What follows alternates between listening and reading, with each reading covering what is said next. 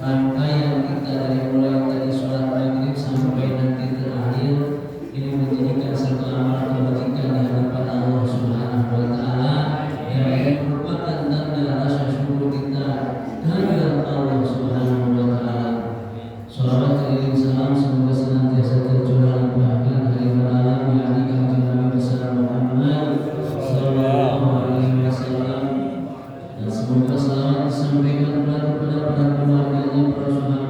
jami'il wali wal tabi'in dan sampai kepada kita selaku umatnya, yang mudah-mudahan kita semua istiqomah di dalam menghidupkan sunnahnya, besar harapan kita mendapatkan syafaatul uzma kelak yaumil qiyamah. Amin ya rabbal alamin. Yang sama-sama kita hormati orang tua kita, guru kita, Nabiullah wa Rasulullah Al-Ustaz Bapak Haji Bakir Mata'ana Rahmatullah Yatiyah Syarifah, dan juga orang tua kita Bang Nisan, Bapak Muhsin, Ustaz Bajo, Bapak Haji Yono, Bapak Haji Anto, dan segenap orang tua yang lainnya yang mohon tidak saya sebutkan nama satu persatu, namun insya Allah tidak mengurangi sahabat dan takdim saya kepada orang tua kita semuanya, dan juga akhirnya Ustaz Arif. Dan alhamdulillah pada kesempatan malam ini kita kedatangan Bapak kita RT 04 Bapak Suryono Mata'ana Rahmatullah Yatiyah Syarifah. Semoga orang tua kita, guru kita, dan kita yang hadir saat ini Allah panjangkan umur kita dalam beribadah kepada Allah, senantiasa diberikan kesehatan lahir batinnya, dan senantiasa dimudahkan segala urusan kita oleh Allah Subhanahu wa taala, baik urusan dunia maupun urusan akhiratnya. Yang punya hutang semoga Allah mudahkan untuk membayar hutang-hutangnya, dilunaskan oleh Allah Subhanahu wa taala. Allah berikan kita semua kebahagiaan dan keselamatan dunia dan akhiratnya. Hadirin jemaah rahimakumullah, ini berhubung dua kali lagi pertemuan kita mau berjumpa dengan bulan suci Ramadan. Jadi mohon izin pada malam ini keluar dari kitab yang biasa kita baca, yaitu kitab Rasulul Ibad. Mohon izin kepada semuanya ya, sebelumnya kira-kira diizinin nggak kalau saya membahas tentang puasa untuk bekal kita biar kita puasanya tingkat gitu ya. Kan puasa itu kata Imam Ghazali ada 3 tingkatan, tapi sebelum saya membahas saya minta izin dulu nih kepada orang tua saya, kira-kira diizinin nggak membahas puasa? Alhamdulillah. Dan saya juga mengajak kepada saudara-saudaraku, orang tuaku semua, dan bapak-bapakku, abang-abangku di sini mengingatkan bagi diri saya pribadi, nasihat tidak akan bisa sampai jika disampaikan dengan kebencian, dengan amarah. Tapi nasihat akan bisa sampai ketika disampaikan dengan rasa cinta dan kasih sayang. Begitupun juga nasihat ilmu tidak akan bisa diterima dengan kebencian, dengan amarah, dengan tidak suka. Tapi ilmu dan nasihat bisa diterima itu dengan rasa cinta dan kasih sayang. Semoga kita semua ditanamkan rasa cinta dan kasih sayang akan ilmu Allah Subhanahu wa taala.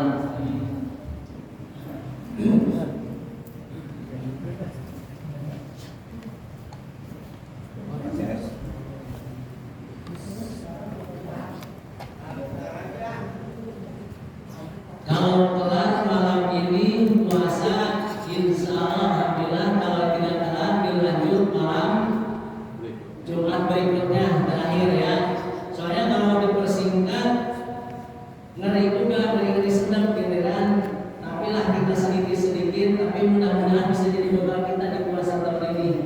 Karena kata Imam Ghazali, versi ilmu sufi, ilmu tasawuf, puasa ini ada 3 tingkatan orang yang berpuasa.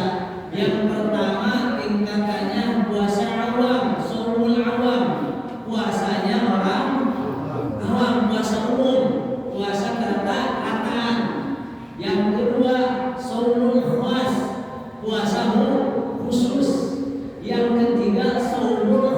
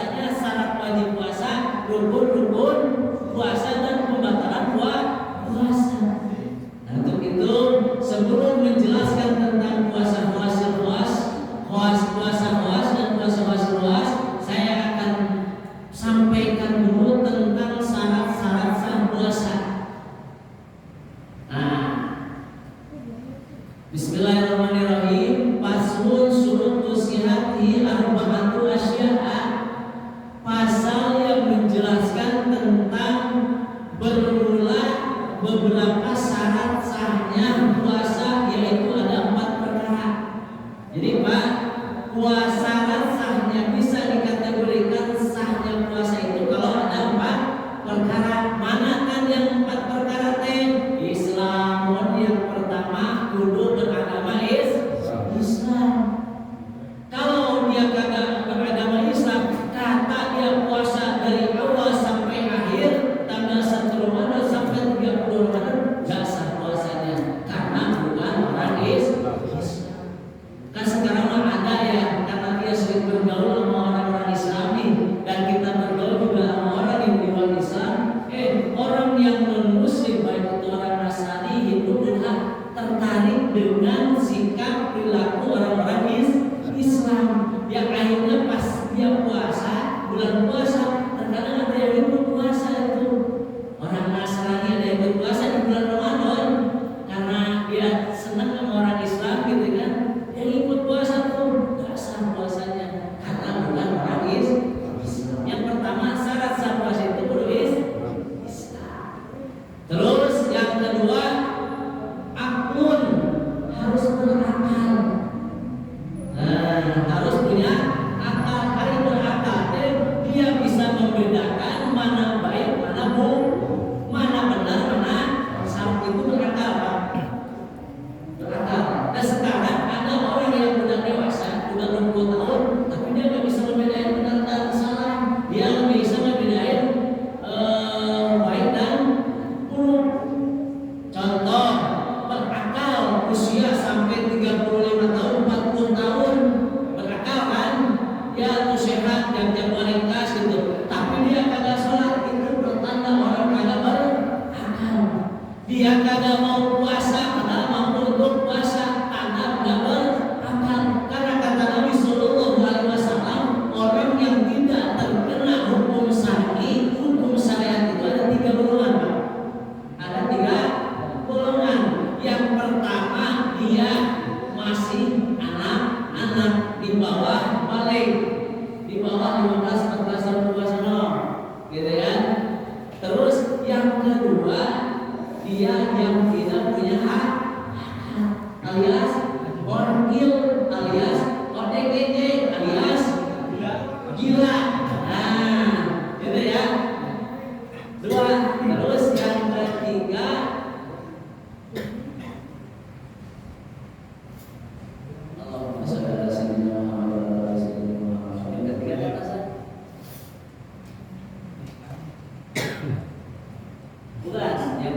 orang yang tidak terkena kategori hukum syariat agama, anak kecil, dan juga orang dalam gangguan jiwa. Terus yang ketiga, orang mati. Orang mati terkena hukum lagi, orang mati udah bebas. Nah, jadi kategorinya ketika ada, ini bukan kata saya, kata Rasulullah, kita sehat badannya seger bugar, kagak mau sholat, kagak mau puasa, berarti yang 3 tadi dah. Kalau anak kecil kan, kalau usia 40 tahun bilang anak kecil kan kagak lucu. Berarti yang tua, entah itu dia orang gede ataupun juga orang mati. Bukan berarti mati jasadnya, akan tetapi hati dan pikirannya sudah mati. Berarti yang kedua, berakal. Berakal itu ciri berakal, dia bisa membedakan mana baik, mana buruk, mana benar, mana salah, mana warna hitam, mana warna putih, mana warna kuning, mana warna merah, bisa membedain. Itu bisa berakal. Terus syarat yang ketiga, naqulu an nahwi haidin, dia suci dari haid dan juga nifas bagi perempuan. Khusus ini mah kalau ada laki-laki yang haid dan nifas ada kadang. Nah berarti kalau laki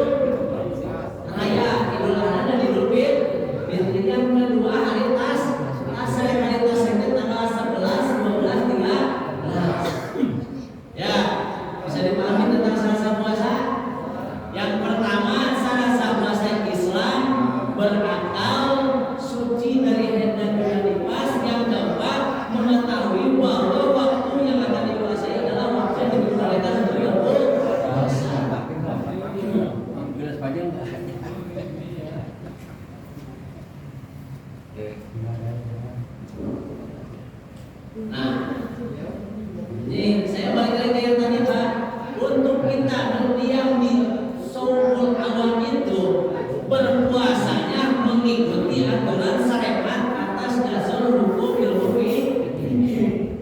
Makanya saya buka dulu nih tentang ininya.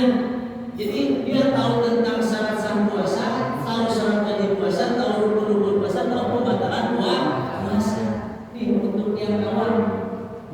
Jadi kalau misalkan kita puasa, tapi kita nggak tahu uang kategorinya, wa kullu man bi ghairi ilmin ya'malu a'malun mardudatun la tuqbalu.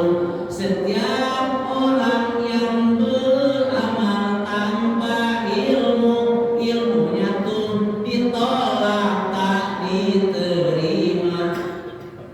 Puasa kita nggak tahu ilmunya, sholat kita nggak tahu ilmunya, sholat dan puasanya nggak akan sampai, nggak akan diterima. Makanya yuk kita simak, adapun ketika sudah disampaikan, mau ngerti, mau enggak, mau paham, mau enggak, bukan urusan saya, bukan urusan Bapak, tapi urusan Allah Subhanahu wa Ta'ala. Yang penting kita berusaha untuk belajar, kita berusaha untuk bisa paham. Mana caranya untuk bisa paham, bisa ngerti? Satu, kita fokus. Yang kedua, ada rasa semangat. Yang ketiga, kita sungguh. Ada yang tiga ini, insya Allah Allah akan kasih semuanya. Tapi sekarang semangat ada, pengen ngaji dari rumah berangkat, fokusnya nggak bisa. Fokus doang, nggak ada semangat di rumah, nggak bakalan bisa terkenal. Harus komplit nih, fokus, semangat, dan sungguh. Baca itu aja lah. Mau ngerti kamu nah fokus aja gitu. Karena kategorinya Pak, kata para ulama ini, jadi bodoh ini ada kategori ini. Orang bodoh ada yang dimaafkan, yang dimaafkan, ada yang tidak dimaafkan.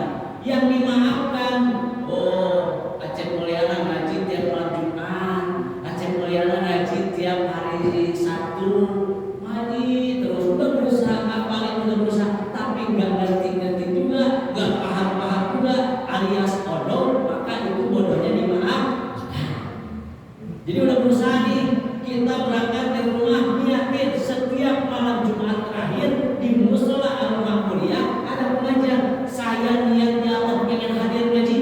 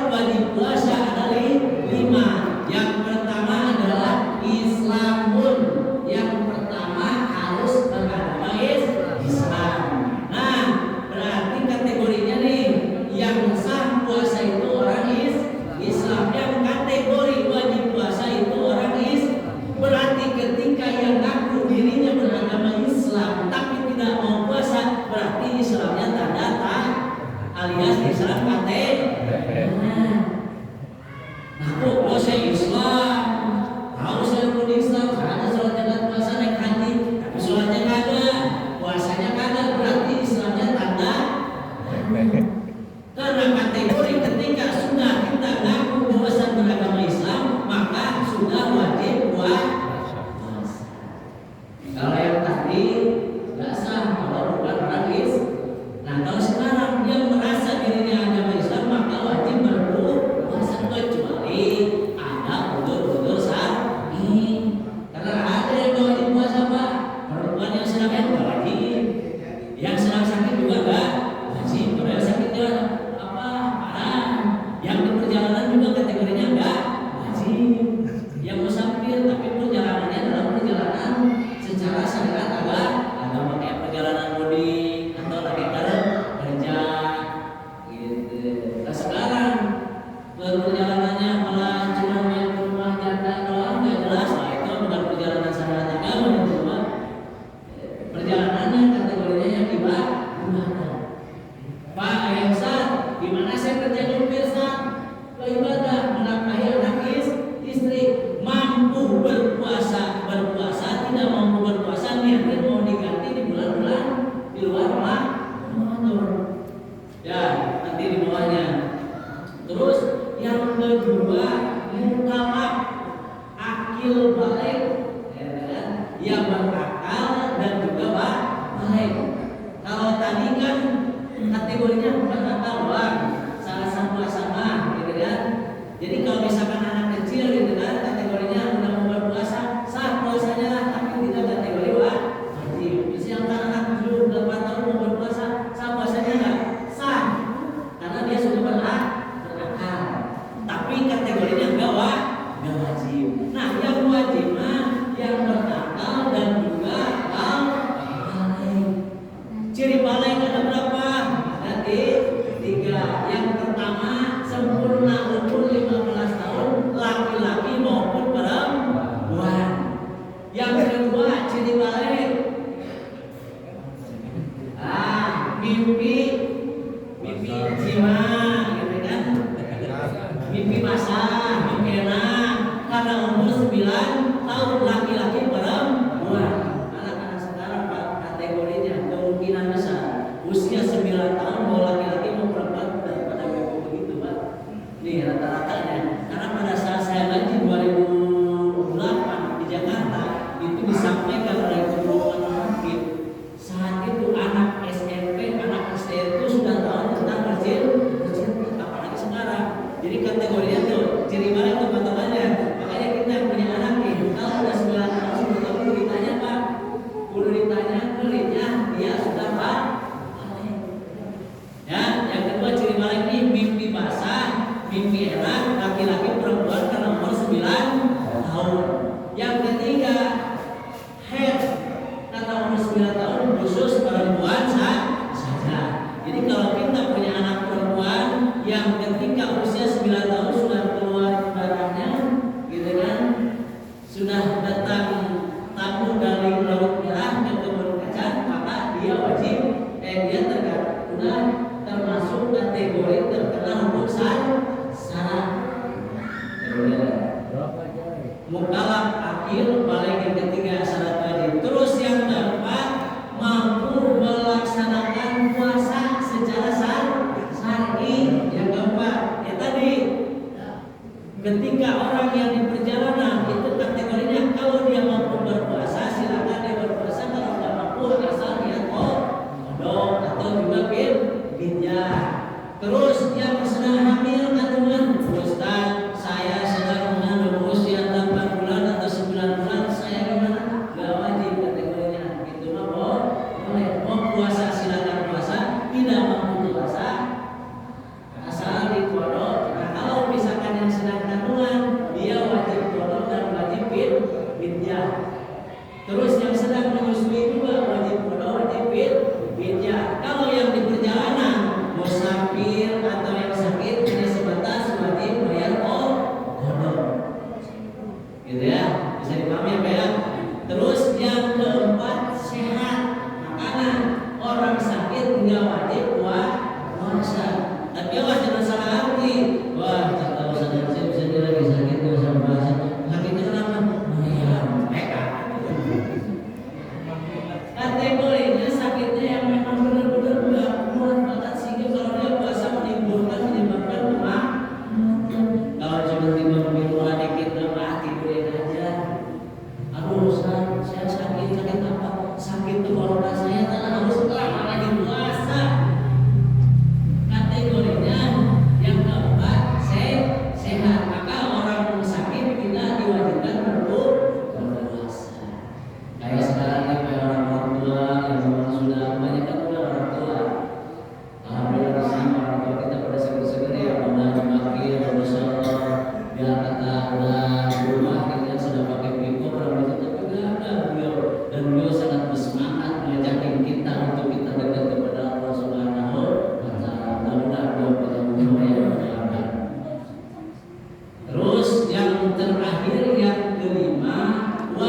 syarat wajib puasa itu adalah berdomisili alias tidak dalam keadaan bepergian jauh.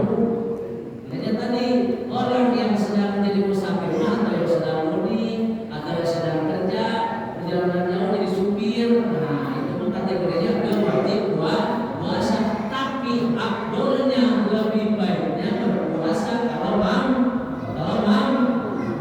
Kalau tidak mampu mah asalnya mau diganti di bulan di luar Ramadan. Tapi kisi-kisi memang kisi-kisi. Yang penting puasa nih kalau yang pernah bekerja keras ya khusus nih, baik itu yang bangunan ataupun yang jadi supir atau yang kerjanya berat. Kalau niatnya kuat, Pak, kuat. Saya pengen berpuasa karena takut tahun depan saya nggak jauh ini ya Allah. La haula wala quwwata illa billah. Berserah diri kepada Allah dan kita benar-benar yakin ingin puasa, insya Allah bakalan kuat. Bahkan ketika dia kerja bangunan itu bakalan segar, Pak. Yang pada harus itu orang yang ada puasa. Contoh, saya pernah ngalamin.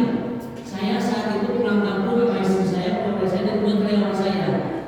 Saya karena pulang haji, dengan tahu dengan orang yang musafir mah nggak wajib puasa. Yang penting dia toh ada punya dalil itu saya ya berpuasa.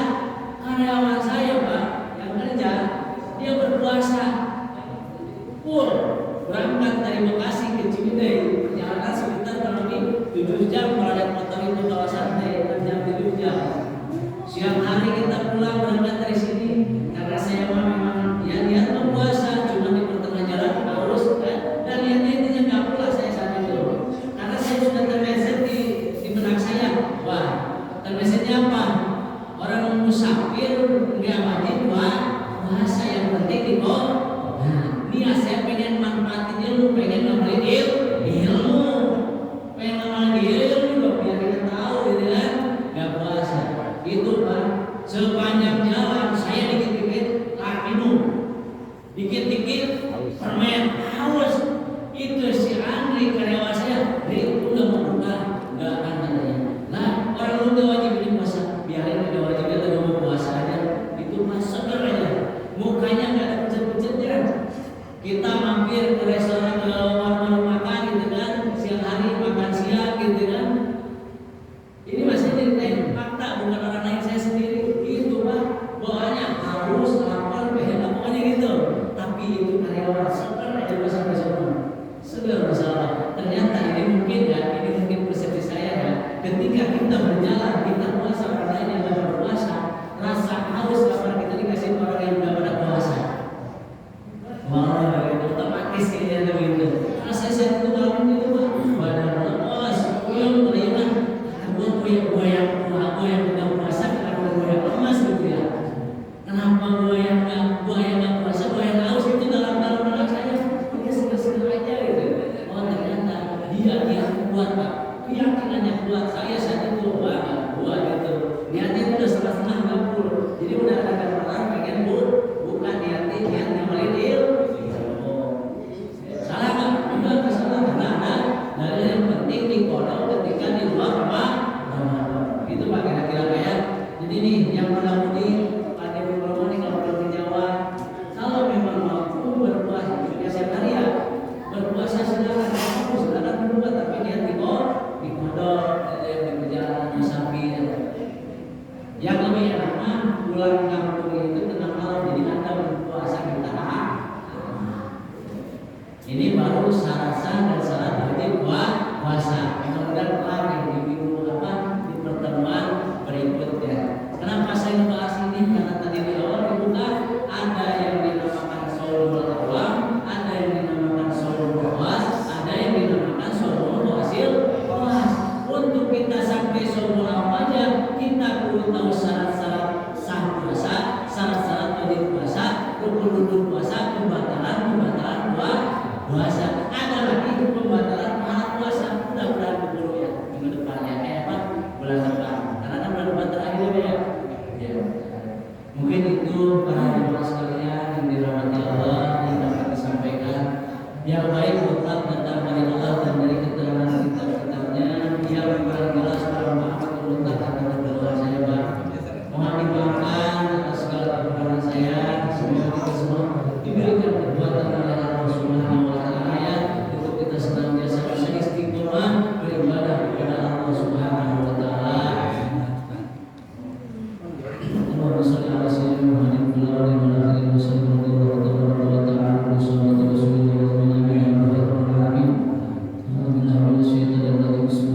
Bismillahirrahmanirrahim.